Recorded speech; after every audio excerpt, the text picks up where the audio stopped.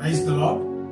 ప్రభువైన యేసుక్రీస్తు నామములో యేసుకు స్తుతి కీర్తన క్రిస్టియన్ మ్యూజిక్ మినిస్ట్రీస్ తరపున మీ అందరికీ శుభములు తెలియజేస్తూ ఉన్నాను.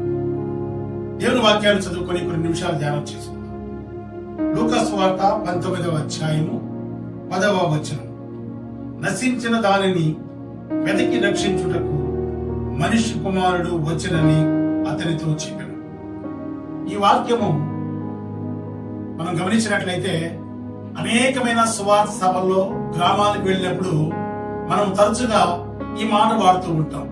నశించిన దానిని వెతికి రక్షించుటకు యేసుక్రీస్తు ప్రభువు వారు ఈ లోకమునకు వచ్చెను అని. అసలు ఈ మాట చెప్పిన సందర్భాన్ని గమనిస్తే యేసుక్రీస్తు ప్రభువు వారు యెరికో పట్టణానికి వెళ్ళాడు. యెరికో పట్టణం వెళ్ళినప్పుడు అక్కడ జక్కయ్య అను ఒక ధనవంతుడు ఉన్నాడు. అతను సుంకం వసూలు చేసేవాడు. అతడు యేసయ్యను చూడాలని ఒక ఆశ కలిగి మరి బొట్టివాడైనందున యేసయ్యను చూడలేక పరిగెత్తుకుంటూ వెళ్ళి ఒక చెట్టు ఎక్కాడు.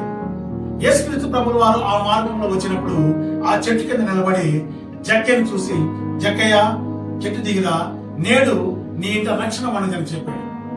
గమనించండి, ఒక ఆశ, యేసయ్యను చూడాలి అనే ఒక ఆశ జక్కయ్య ఇంటికి రక్షణను తీసుకొచ్చింది.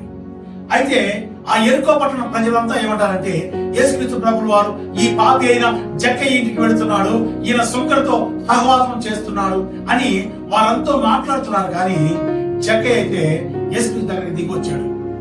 రాగానే వారి మాటలు విన్నాడో ఏమో తెలియదు, కానీ యేసుక్రీస్తు ప్రభువు వారితో ఒక మాట అన్నాడు.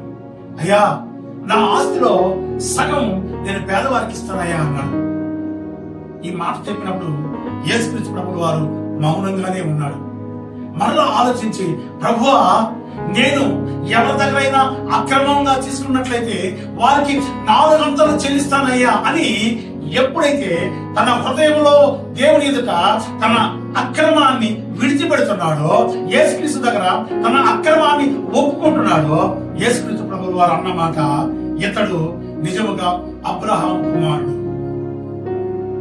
క్రైస్తవ విశ్వాసులుగా మనం జీవిస్తూ ఎంతకాలం దేవుని మందిరానికి వెళ్ళినా, ఎన్ని పాటలు విన్నా, ఎన్ని ప్రసంగాలు విన్నా, ఎంత కానుకలు సమర్పించినా మన అక్రమాన్ని విడిచిపెట్టకపోతే మనకు రక్షణ లేదు.